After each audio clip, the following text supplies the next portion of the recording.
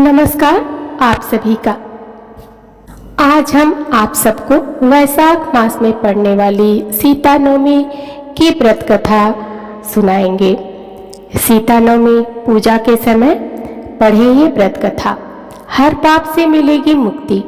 हिंदू धर्म में सीता नवमी का दिन बेहद महत्वपूर्ण माना जाता है, क्योंकि इस दिन माता सीता का जन्म हुआ था। सीता नवमी हर साल वैशाख माह के शुक्ल पक्ष की नवमी तिथि को मनाई जाती है। माँ सीता के जन्मोत्सव को सीता नवमी या जानकी नवमी के नाम से जाना जाता है।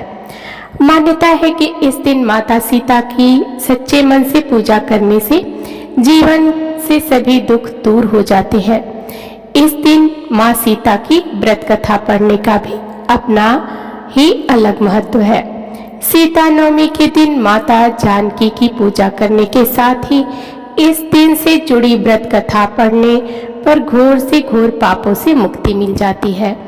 तो आइए जानते हैं सीता नवमी व्रत कथा के बारे में। सीता नवमी व्रत कथा है। पौराणिक कथा के अनुसार मारवाड़ क्षेत्र के देवदत्त नाम का एक ब्राह्मण रहता था और उनकी पत्नी थी शोभना, जो बहुत सुंदर थी। जहाँ देवदत्त पूजा पाठ और अपने अच्छे कर्मों को करने में लगा रहता था, वहीं उसकी पत्नी शोभना अपनी सुंदरता में खोई रहती थी। उसकी सुंदरता की चर्चा पूरे क्षेत्र में की जाती थी। इसी घमंडी व्यवहार के कारण वह बाकी लोगों को अपने सामने कुछ नहीं समझती थी और उनके साथ बुरा व्यवहार करती थी। एक दिन जिस गांव में ब्राह्मणी रहती थी, उस गांव की कुछ कन्याएं आईं जो दिखने में उससे भी अधिक सुंदर थी। ब्रह्माणी उनसे ईर्ष्या करने लगी।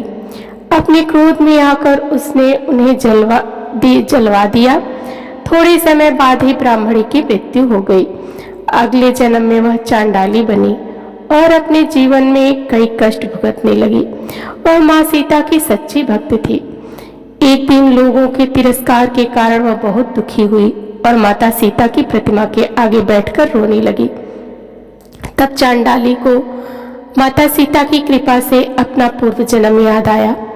चांडाली को बहुत दुख हुआ।